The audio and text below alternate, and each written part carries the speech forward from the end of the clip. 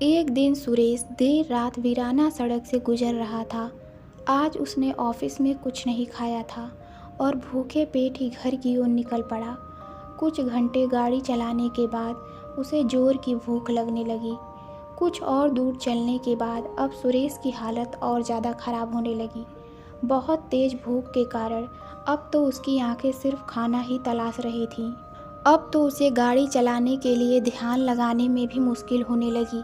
फिर उसने Google map खोला और होटल ढाबा सब खोज लिया, मगर 15 किलोमीटर से पहले कुछ भी नहीं था। तब उसने फिर से हिम्मत बांधी और गाड़ी को फुल स्पीड में चलाने लगा। कुछ देर बाद कहीं जाकर एक ढाबा दिखाई दिया। ढाबा देखते ही उसकी जान में जान आई।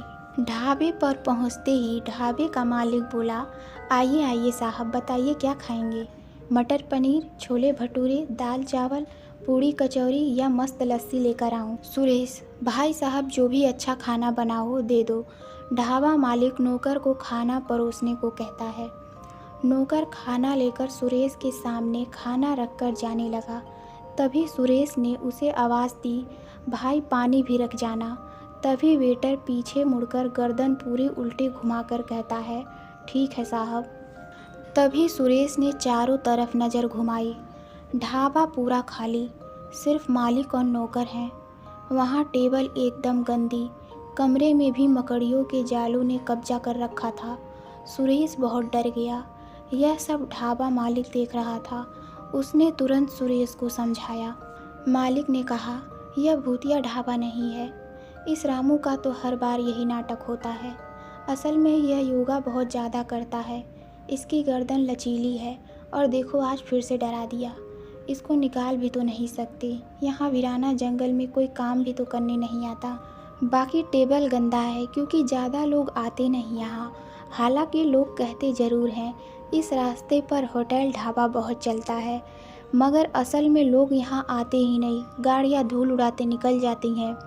सुरेश सब समझ जाता है और वह बिना कुछ बोले रोटी, दाल, चावल, छोले, पनीर और फिर लस्सी सब चट कर दिया। खाना खाते ही सुरेश को नींद आने लगती है। इतने में ढाबा मालिक खुद ही बोला, ढाबा मालिक अब रुक जाओ, सुबह जाना, रात में इस रास्ते से जाना ठीक नहीं है। सुरेश, ऐसा क्यों? आगे क्या लुटेरे हैं? क्या यह रास्ता सुरक्षित नहीं? ढाबा मालिक, अब आगे उससे भी ज़्यादा खतरा है। मैंने कहा था ना कि इस रास्ते पर लोग कम आते हैं। इसलिए कम आते हैं क्योंकि रास्ता भूतिया है। 10% लोग यहाँ से बाहर निकल पाते हैं, बाकी बेमौत मारे जाते हैं। सुरेश, आखिर ऐसा भी क्या है इस रास्ते पर? ढाबा मालिक, इस रास्ते पर आगे 50 किलोमीटर बाद एक बड़ा ढाबा पड़ेगा। वहाँ असल में कोई ढाबा नहीं है, कुछ भूतों का बनाया हुआ भ्रम जाल है। बहुत पहले वहाँ एक ढाबा हुआ करता था। ढाबा मालिक और उसकी पत्नी और उसकी एक जवान बेटी ढाबा चलाते थे। तभी एक दिन रात में करीबन 2 बजे वहाँ कुछ लड़के आए। उन्होंने खाना मंगाया तो ढाबे मालिक की जवान लड़की खाना देने आई, जिसको देखकर सारे लड़कों की नीयत बिगड़ गई। उन्होंने लड़की के माता पिता को बंधक बना लिया। उस लड़की से बदतमीजी की कोशिश की। लड़की के पास टेबल पर चाकू था, जिससे उस लड़की ने आत्महत्या कर ली। अपनी बेटी की मौत उसके माता पिता नहीं देख सके, उन्होंने भी ढाबे पर ही खुदकुशी कर ली। लड़के तुरंत फरार हो गए। पुलिस को भी कोई सुराग नहीं मिला तो आत्महत्या कर केस बंद कर दिया गया। तब से आज तक उस रोज़ लड़की और उसके माता पिता उन लड़कों का इंतज़ार कर रहे हैं और हर लड़के को रोक कर ढाबे पर ले जाते हैं और उन्हें वही उसी चाकू से मार देते हैं, ढाबे के पीछे वाले कुएं में डाल देते हैं। कहानी सुनते सुनते सुरेश को नींद आ गई और वहीं टेबल पर ही सो गया था। मालिक भी रजाई लेकर वहीं उसके बगल में आकर सो गया था। सुबह सुरेश ने नाश्ता किया और निकल गया। वह जाते जाते सोच रहा था, मुझे अचानक नींद कैसे आ गई? मैं तो सिर्फ ढाबे के मालिक की बात सुन रहा था, इतनी बोरिंग कहानी तो नहीं थी। कहीं कुछ गड़बड़ है, क्या पता खाने में कुछ मिलाया गया हो। फिर आगे जाकर देखा तो सच में ढाबा वीराना पड़ा है। फिर एक रेलवे क्रॉसिंग आई। एक मालगाड़ी कोयला लेकर जा रही थी तो क्रॉसिंग बंद थी। सुरेश ने देखा कि वहाँ ट्रैक्टर और ट्रक के टायरों के निशान सड़क के बाहर क्रॉसिंग के अगल बगल थे। ऐसा लग रहा था कि यहाँ रोज़ ट्रैक्टर और ट्रक बाहर आकर खड़े रहते हों। और वहाँ की ज़मीन एकदम काली थी। उसे लगा जैसे कोयला यहीं लादा और उतारा जाता हो। उसके दिमाग में सवालों का तूफान आ रहा था। आखिरकार उसका दिमाग भी पत्रकार वाला था। उसने सब कुछ जानने की ठान ली। अगली रात उसी रास्ते से वापस आने लगा। वापसी में जब उसी तरह का एक ढाबा उस तरफ था जो क्रॉसिंग के लगभग 40-45 किलोमीटर दूर था, सुरेश वहां गया और बिना कुछ खाए पिए महज रास्ता पूछकर निकलने लगा।